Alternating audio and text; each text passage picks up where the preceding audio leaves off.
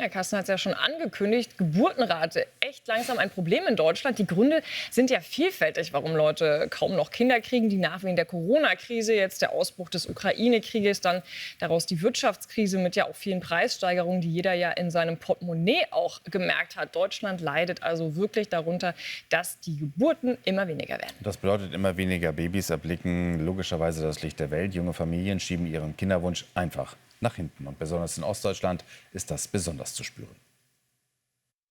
Baby, nein, danke. Das scheinen sich immer mehr Deutsche zu denken. Die Geburtenrate sinkt und das deutlich.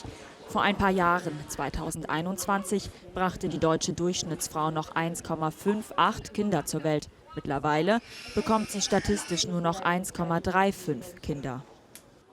Wir haben jetzt ja seit 2020 eigentlich schon verschiedene Krisen, die auf uns hereinprasseln. Das ging mit der Corona-Krise los. Dann hatten wir den Kriegsausbruch in der Ukraine, die hohen Inflationsraten. All das hat dazu geführt, dass die Menschen offensichtlich verunsichert sind über ihre weitere, auch materielle Entwicklung. Und deswegen würden sie ihre Kinderplanung auf Eis legen. Für die Politik hat der Wissenschaftler keine Lösungsvorschläge. Schließlich sei die Regierung bei Krisen wie dem Ukraine-Krieg ein Stück weit machtlos. Die Folgen aber haben es in sich. Die Bevölkerung schrumpft voraussichtlich immer mehr, könnte sich in den nächsten 100 Jahren sogar halbieren.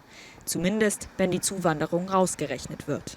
So ein ganz kurzfristiger Einbruch, der ist dann noch nicht so schlimm. Wenn sich da jetzt allerdings ein deutlicher Trendumbruch drin niederschlagen würde, dass halt die Menschen tatsächlich dauerhaft weniger Kinder bekommen, dann haben wir ein großes Problem für die weitere Entwicklung, auch für die Wirtschaft, weil weniger Arbeitskräfte da sind, was dann auch irgendwann negative Auswirkungen auf die Finanzierung der Sozialversicherungssysteme haben könnte.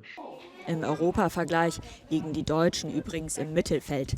Eine Scheibe abschneiden beim Babymachen können wir uns bei den Franzosen.